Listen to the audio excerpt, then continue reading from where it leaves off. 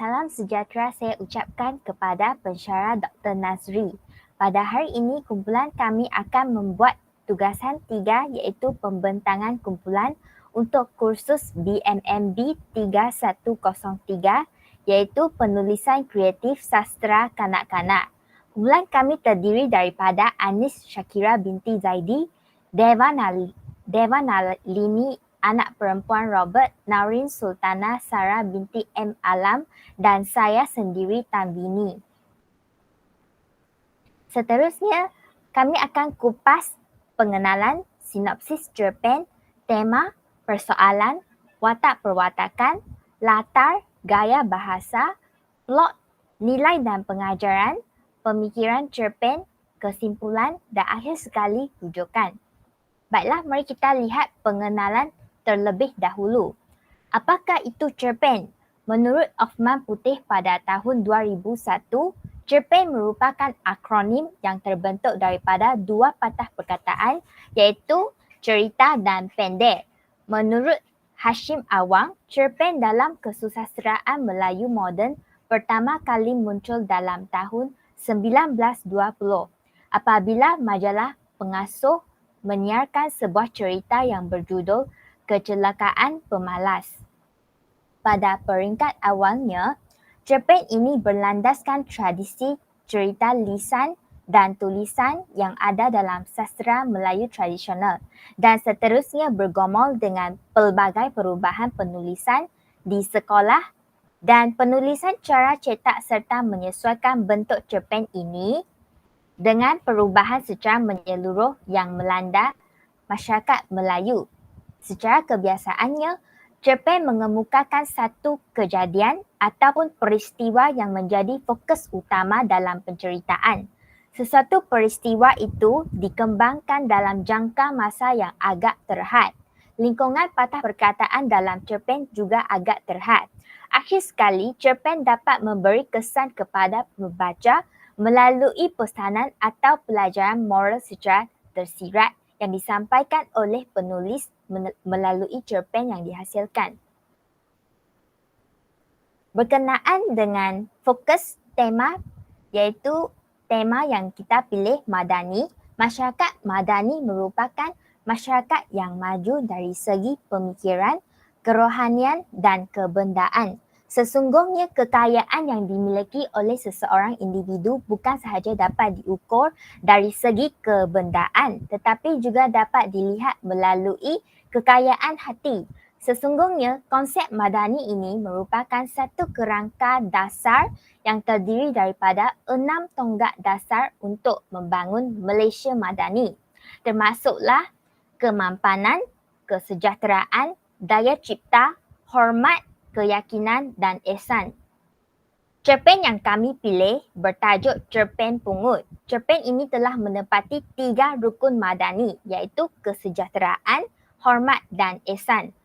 Sebagai contohnya, cerpen ini telah menggambarkan keistimewaan dan keunikan negara Malaysia yang terdiri daripada pelbagai kaum saling hormat, hidup dalam keadaan yang sejahtera, cakna dan berbelas kasihan terhadap komuniti di sekeliling. Seterusnya saya serahkan pembentangan kepada saudari Anis. Okey, baiklah. Antara tajuk cerpen yang dipilih oleh kumpulan kami ialah bertajuk Pungut. Cerpen ini merupakan karya Muhammad Latif Mohamed. Okey, sekarang kita akan lihat sinopsis berkaitan dengan cerpen Pungut ini. Berdasarkan cerpen Pungut ini, mengisahkan tentang perjalanan kehidupan Mak Timah dalam membesarkan anak angkatnya yang cacat selama 24 tahun. Kisah ini bermula dengan imbas kembali peristiwa di mana Mak Timah mengambil anak angkatnya yang digelar sebagai Pungut ataupun nama sebenarnya adalah Zahara, ataupun nama Islam dia adalah Zahra ataupun nama sebenar dia adalah Yap Siu Hong yang diambil daripada keluarga bibik yang berketurunan Cina. Okey, pada peringkat awal, Mak Timah berharap saiz Pungut ini akan berubah seperti kanak-kanak yang lain. Tetapi apabila dia besar, dia supaya bila dia besar dia boleh membantunya apabila dewasa. Tapi sebaliknya pula berlaku malah pungut jadi bisu dan pekak serta tidak boleh menguruskan dirinya sendiri. Okey, hal ini disebabkan pungut mengalami kecacatan kekal hingga dewasa dan Mak Timah terpaksa menguruskan segalanya. Oleh itu Mak Timah berdoa agar Tuhan mengambil nyawa pungut dahulu sebelum dia meninggal dunia.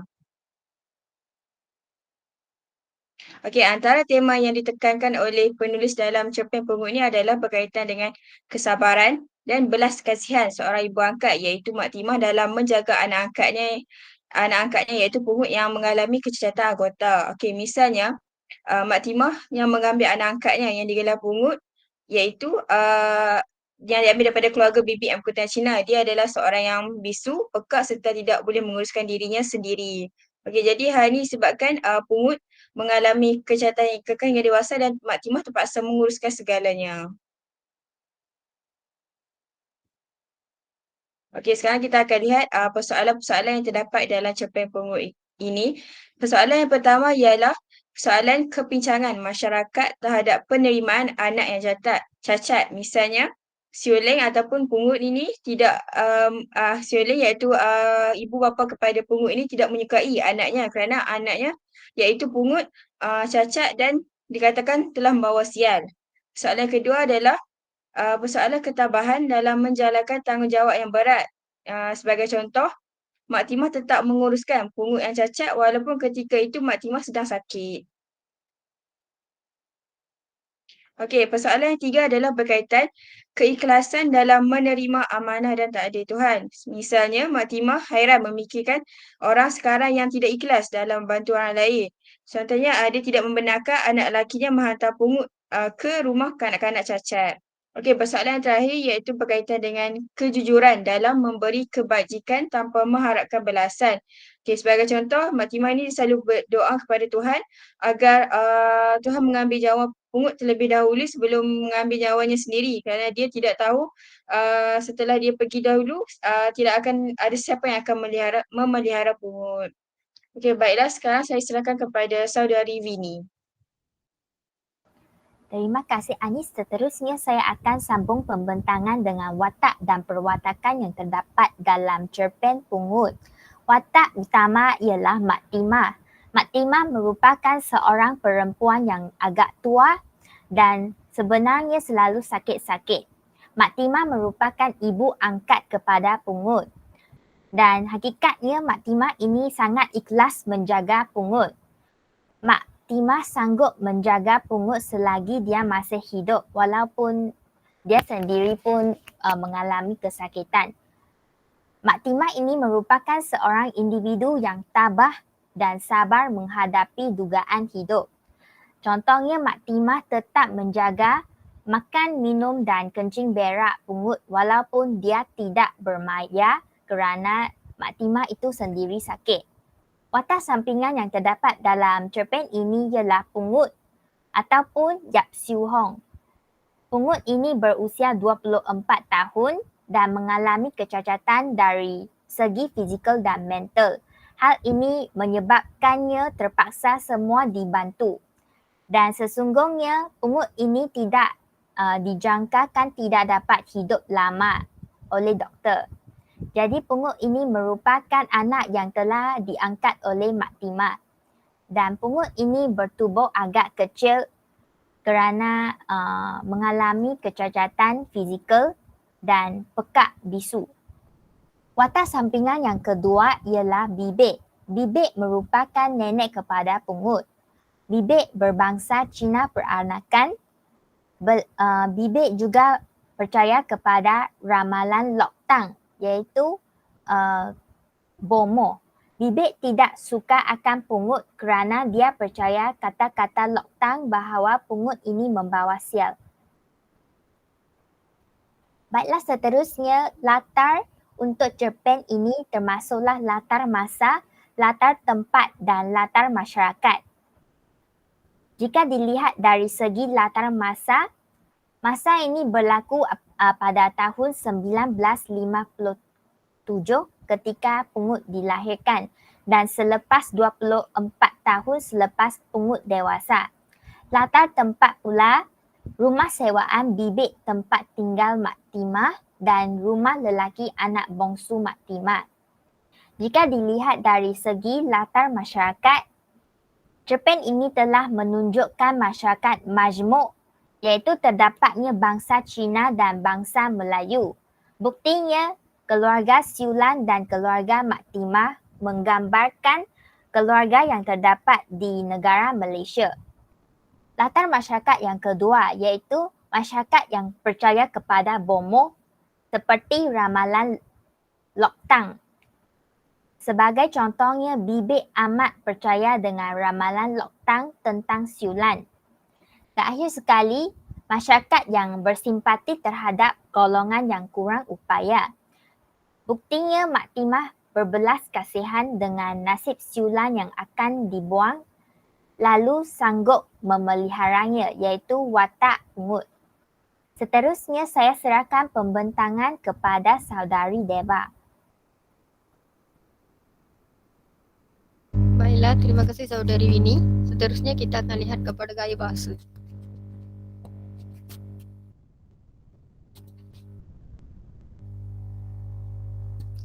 Okey, dalam cerpen ini, gaya bahasa terbahagi kepada 4. Yang pertama kata ganda, yang kedua bahasa basah, yang ketiga sinkop dan yang keempat personifikasi. Jika kita lihat kata ganda, sebagai contohnya digeleng-gelengkan. Bahasa basah pula, swih loktang. Bagi sinkop, contohnya nak ataupun kau. Gaya bahasa yang terakhir ialah personifikasi. Misalnya, kelakuannya tak ubah macam wayang patung. Seterusnya plot.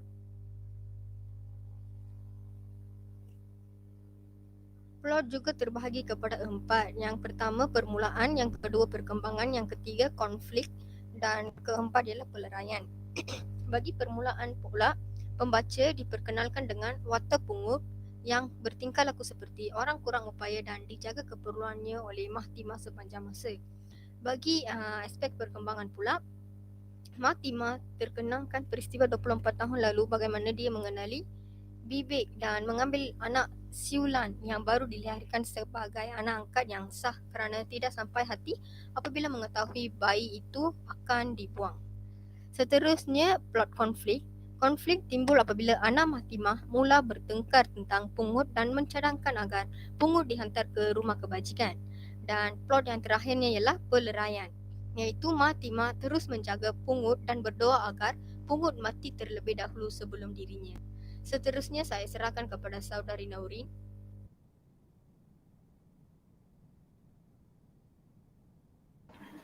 Okey, baiklah, seterusnya kita lihat kepada nilai yang terdapat dalam cerpen pungut yang telah dikaji.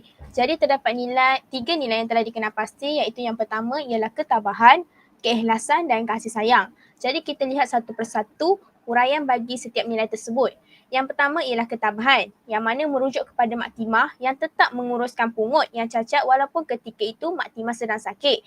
Berdasarkan penerangan Winnie tadi, Mak Timah ni selalu sakit-sakit dan kesihatan dia sebenarnya tidak mengizinkan dia untuk menjaga orang lain, tetapi Mak Timah ni tetap tabah menguruskan pungut yang cacat pada ketika itu. Seterusnya ialah keikhlasan, yang mana Mak Timah ini hairan memikirkan orang sekarang yang tidak ikhlas dalam membantu orang lain. Jadi dia tidak membenarkan anak lelakinya menghantar pungut ke rumah kanak-kanak cacat. Jadi di sini kita nampak lihat keikhlasan Mak Timah yang bersungguh-sungguh ingin menjaga pungut pada ketika itu, walaupun pada masa itu kesihatan Mak Timah ini tidak mengizinkan, sehingga dia sanggup menghalang anak kandungnya menghantar pungut ke rumah kanak-kanak yang cacat. Dan yang terakhir ialah kasih sayang, yang mana Mak Timah selaku ibu angkat kepada pungut tetap mengasihi pungut dan memeliharanya sehingga sudah berusia 24 tahun, sehingga pungut itu telah pun beranjak dewasa. Seterusnya ialah pengajaran. Baiklah, ada 3 pengajaran. Yang pertama ialah kita haruslah tabah menghadapi dugaan hidup sebagaimana yang ditunjukkan oleh Mak Timah yang tetap tabah menguruskan pungut yang cacat walaupun ketika itu Mak Timah sedang sakit. Yang kedua, kita haruslah ikhlas memberikan pertolongan. Contohnya seperti Mak Timah yang ikhlas untuk memelihara pungut dari kecil hingga dewasa sehingga dia pernah melarang anaknya menghantar pungut ke rumah kanak-kanak yang cacat. Dan yang terakhir ialah kita haruslah bersikap penyayang, yang mana ibu angkat Mak Timah ini, ibu angkat kepada pungut iaitu Mak Timah tetap mengasihi pungut dan memeliharanya sehingga beranjak dewasa. Seterusnya saya serahkan kepada pembentang yang lain.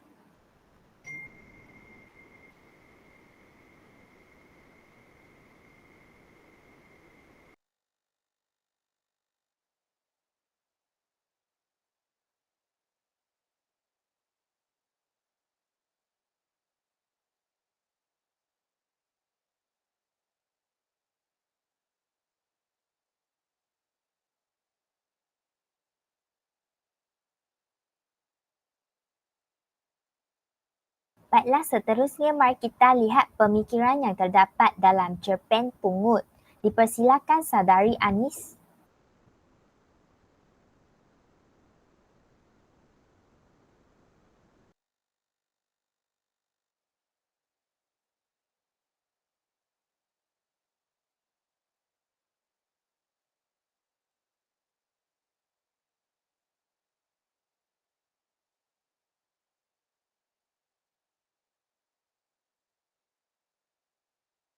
Okey, baiklah, seterusnya mari kita baiklah. sambung. Antara pemikiran yang terdapat dalam cerpen pungut ini adalah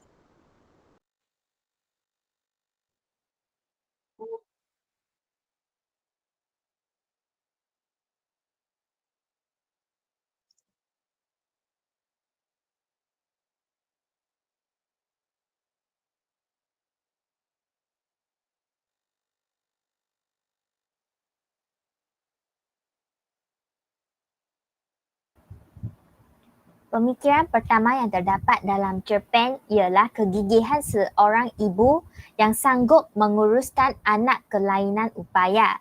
Seperti yang diketahui, pungut merupakan seorang anak yang kelainan upaya. Dia merupakan seorang kanak-kanak yang pekak dan bisu serta mengalami kecacatan yang kekal, iaitu saiz badannya tidak membesar walaupun sudah dewasa. Oleh hal yang demikian, dapat dilihat bahawa penulis ingin menyampaikan pemikiran mengenai kegigihan dan ketabahan seorang ibu yang sanggup menguruskan anaknya yang kelainan upaya dan bukanlah berasal daripada darah dagingnya sendiri, kerana anak ini merupakan anak angkat. Malah dapat dilihat bahawa seorang ibu amat cekal dalam menguruskan anaknya yang tidak dapat menguruskan diri sendiri seperti makan dan membersihkan diri sendiri. Dan semuanya hanya bergantung kepada ibu, iaitu Mak Timah dalam cerpen ini. Seterusnya saya serahkan pembentangan kepada ahli kumpulan yang lain. Okey, baiklah. Seterusnya kita lihat apakah pemikiran lain yang diterapkan oleh pengarang dalam cerpen pungut. Jadi berdasarkan penghayatan, penganalisisan dan penilaian terhadap cerpen pungut, didapati pelbagai isu yang menyentuh kepincangan masyarakat telah diketengahkan oleh pengarang. Dan salah satunya ialah kepercayaan terhadap kepercayaan terhadap perkara yang karut yang masih subur dalam kalangan masyarakat. Jadi kepercayaan terhadap perkara hurafat ini secara tidak langsung akan menyebabkan manusia ini hilang nilai-nilai kemanusiaan sebagai seorang insan, atau lebih tepatnya lenyapnya nilai kasih sayang seorang ibu kepada anaknya. Jadi kita lihat di sini ketaksuban dengan kepercayaan karut ini akibat mempercayai bomoh telah menyebabkan siulan iaitu ibu kandung kepada pungut dan nenek kandung kepada pungut iaitu bibik hilang naluri keibuannya. Contohnya kita dapat lihat menerusi petikan cerpen yang telah diselitkan, yang mana dialognya berbunyi, perempuan, kita tidak begitu suka anak perempuan, lebih-lebih lagi yang ini. Mengapa yang ini? Tanya Mak Timah. Kecil, 2 paun setengah, macam buah betik.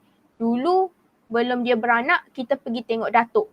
Kata datuk, ini anak tak guna, bawa sial. Sekarang siulan susah hati, kata bibik.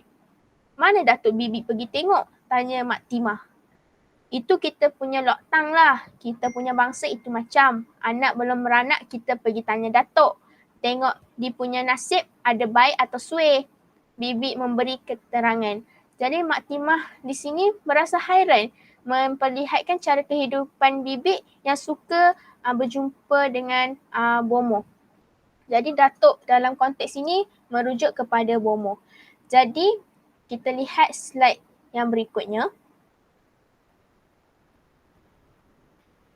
Jadi petikan tadi telah memberi gambaran yang jelas bahawa masyarakat dalam cerpen ini, khususnya siulan dan bibi, lebih mempercayai kata-kata bomoh yang dipanggil datuk untuk menilik nasib anak yang bakal lahir. Jadi perbuatan berjumpa dan meminta bomoh membuat tilikan ini sudah menjadi dogma dalam masyarakat Cina sebagaimana yang dinyatakan oleh bibi kepada Mak Timah tadi menerusi petikan tadi. Jadi perkara ini merupakan satu kritikan lah atau teguran kepada masyarakat tanpa mengira bangsa kerana implikasinya amat buruk. Jadi seperti yang kita lihat tadi, tindakan bibi yang menemui bomoh menggambarkan yang dia ini meletakkan harapan 100% dan keyakinan kepada bomoh yang kita tak tahu pun tepat ke tidak ramalannya. Jadi akibat daripada berjumpa bomoh tadi tu yang mana dapat dilihat menerusi ayat-ayat yang dilontarkan oleh datuk tadi iaitu bomoh tadi yang mana dia kata anak tak guna bawa sial. Jadi anak ini dia katakan sial pula. Dan perkataan sial ni kita faham ia mempunyai konotasi yang negatif dan amat sinonim dengan perkataan jahanam yang biasa digunakan sebagai bahasa makian dan cemuhan yang kesat dan kasar selain membawa maksud yang tidak beruntung serta mendatangkan kecelakaan. Jadi perkara ini merupakan suatu penghinaan lah dan kezaliman kepada anak yang lahir. Jadi lantaran percaya kepada bomoh menyebabkan bibi ini pun turut percaya bahawa anak yang bakal lahir tu akan membawa sial sehingga kan siulan susah hati sedangkan bukan manusia yang harus menentukan malang atau baik nasib seseorang. Jadi hal ini bertepatanlah dengan peribahasa hidup bukan kerana tuah, mati bukan kerana sumpah. Jadi perbuatan bibi dan siulan seolah-olah tidak dapat menerima kenyataan bahawa bayi yang lahir itu mengalami kecacatan iaitu hanya sebesar buah betik.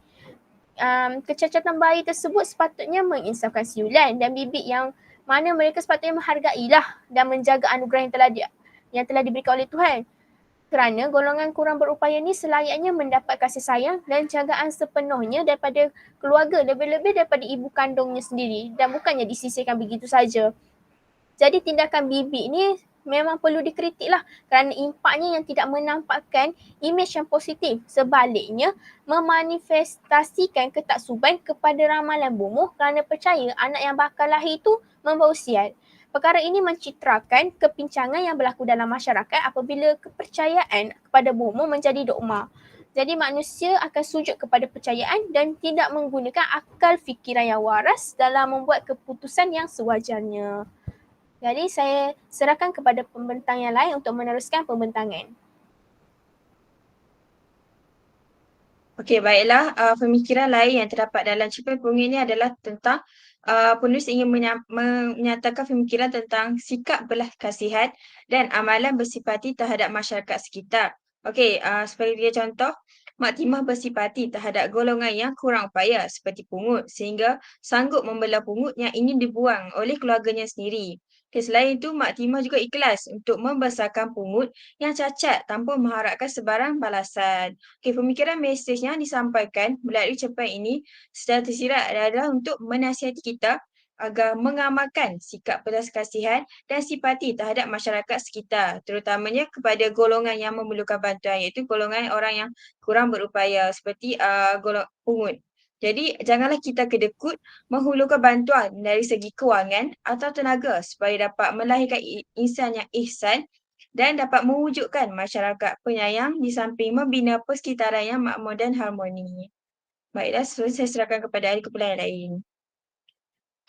Okey, hal ini dapat dibuktikan melalui teks cerpen di bawah. Contohnya, kita dapat lihat Mak Timah ini dia terus menyuapkan makanan kepada pungut dalam hati. Mak Timah selalu berdoa kepada Tuhan. Jika Tuhan mahu mengambil nyawanya, biarlah Tuhan mengambil nyawanya terlebih dahulu. Okey, kita dapat lihat sikap belas kasihan dalam cerpen ini di mana Mak Timah selalu berdoa kepada Tuhan supaya Tuhan mengambil nyawa terlebih dahulu sebelum Tuhan mengambil nyawa pungut, kerana dia tahu kalau dia yang pergi dulu sebelum pungut, dia pasti bahawa tiada siapa yang dapat menjaga pungut seperti mana dia menjaga pungut. Okey, pemikiran ini juga dapat dibuktikan sebagai contoh ayat yang di bawah itu, selagi aku hidup, ini biarlah aku pelihara selagi aku masih telarat. Okey, seperti yang saya cakap tadi, sebenarnya yang saya terangkan sebentar tadi bahawa sikap belas kasihan yang ada pada Mak Timah ini, uh, dia berharap supaya nyawa diambil dulu sebelum nyawa pungut diambil oleh Tuhan. Seterusnya serahkan kepada ahli kumpulan yang lain. Baiklah, seterusnya pemikiran kasih sayang seorang ibu terhadap anak kelainan upaya. Seperti yang diketahui, pungut merupakan seorang anak yang berkelainan upaya. Dia juga seorang yang peka dan bisu serta mengalami kecacatan kekal, iaitu saiz badannya tidak membesar apabila meningkat dewasa. Oleh sebab itu, dapat dilihat bahawa penulis ingin menyampaikan pemikiran mengenai kasih sayang seorang ibu yang menguruskan anaknya yang berkelainan upaya dan bukanlah berasal daripada darah dagingnya sendiri. Malah, boleh disimpul bahawa curahan kasih sayang seorang ibu terhadap anaknya yang berasal daripada bukan darah dagingnya sendiri tanpa mengira saat suka dan duka. Seterusnya saya serahkan kepada saudari Naurin. Baiklah, sekarang kita lihat kesimpulan iaitu rumusan bagi pembentangan ini. Jadi secara keseluruhannya, pemikiran penulis yang kreatif memainkan peranan vital iaitu peranan penting bagi menghasilkan sebuah penulisan yang berkualiti dan menarik minat pembaca. Jadi dalam konteks ini, seseorang penulis tu perlulah mengutamakan semua unsur yang harus diselitkan dalam sesebuah penulisan. Seperti yang dibentangkan tadi, kita dapat lihat dari pemikirannya,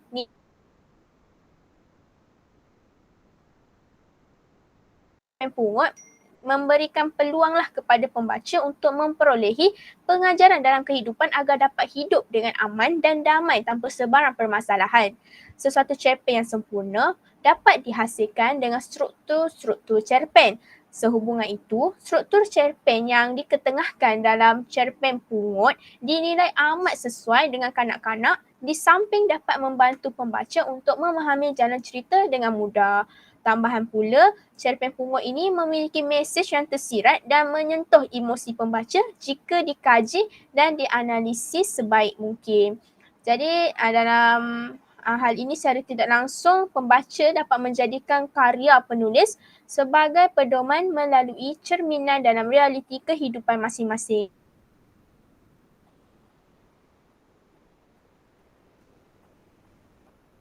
Jadi itu sahaja daripada berikut pula adalah rujukan yang telah kumpulan kami buat untuk menghasilkan tugasan.